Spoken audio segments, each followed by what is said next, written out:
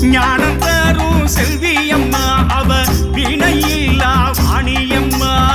ஞானம் தரும் செல்வியம்மா அவ வினையில்லா வாணியம்மா.